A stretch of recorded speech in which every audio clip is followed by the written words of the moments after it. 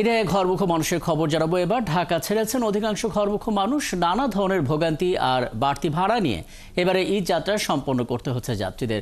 Police, RAB আর সেনা সদস্যদের উপস্থিতিতেই যাত্রীদের কাছ থেকে বাড়তি ভাড়া আদায় করছে এই পরিবহনগুলো। গাবতলী বাস টার্মিনালে বিআরটিএ পুলিশ বিভাগ, সিটি কর্পোরেশন এবং পরিবহন মালিক শ্রমিক ইউনিয়নের সমন্বয়ে যাত্রীদের জন্য অভিযোগ দাখিলের ব্যবস্থা করা হলেও লিখিত কোনো অভিযোগ পড়েনি। যাত্রীরা বলছেন অনিয়মকে নিয়ম মনে করে ঘরে ফিরতে হচ্ছে তাদের। অন্যদিকে বাস কাউন্টারের দায়িত্বে থাকা কর্মীরা ঈদ উপলক্ষে বাড়তি ভাড়া আদায়ের বিষয়টি স্বীকারও করেছেন। 650 করে টিকিট নিয়েছে, আর এটার কথা বলছে এখন পর্যন্ত গাড়ি আসে নাই। টিকিটের দাম এখন 750 টাকা চাচ্ছে। সাধারণ সময় ওরকম 500-600, এখন বাড়িতে যাওয়া লাগবে, এই কারণেই আর কি। এখন খারাপ লাগলেও যেতে হবে, না লাগলেও যেতে হবে আর কি। 750 টাকা নিচ্ছে আর কি, ঈদ উপলক্ষে 100 টাকা বেশি। লিখিতভাবে অভিযোগ জমা এখনো পড়ে না, কিন্তু মৌখিকভাবে যেগুলো অভিযোগ করেছে সেটা আমাদের ম্যাজিস্ট্রেট মহোদয় সাথে সাথে অ্যাকশন নিয়েছেন। সেনাবাহিনী ছিল, সাথে র্যাব ছিল, আমাদের চেয়ারম্যান মহোদয় আসছিল।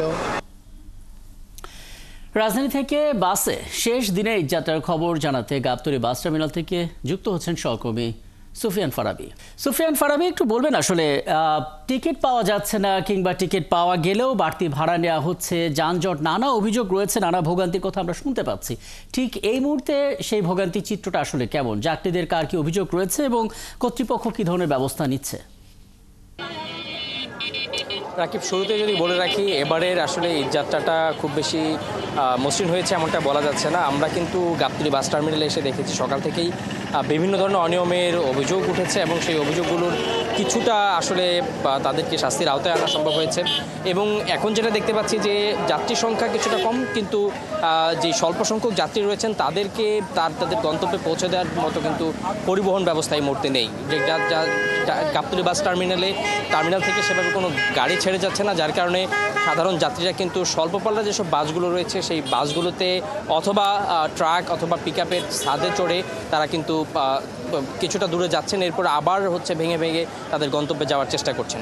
আমরা এখানে এসে দেখেছি যে অসংখ্য মানুষ আসলে ট্রাক এবং পিকআপকে বেছে নিচ্ছেন। এবং আরেকটি গুরুত্বপূর্ণ বিষয় হচ্ছে যে এখানে আসলে বাড়তি ভাড়া আদায়ের যে বিষয়টি, এটা চরম আকারে পৌঁছেছে। আমরা বাস কাউন্টারগুলোকে দেখেছি, যেই অল্প কয়েকটা টিকিট পাওয়া যাচ্ছে সেগুলো কিন্তু নির্ধারিত দামের থেকে 150 থেকে 200 টাকা পর্যন্ত বেশি দিয়ে। অন্যদিকে পিকআপ কিংবা ট্রাকে চড়েও যারা মানবিকভাবেও যারা যাচ্ছেন, সেই যাত্রাটাও কিন্তু তাদের সুখকর হচ্ছে না। সেই যাত্রাটা যেমনভাবে অনিরাপদ, ঠিক তেমনিভাবে বাড়তি ভাড়া গুনতে হচ্ছে।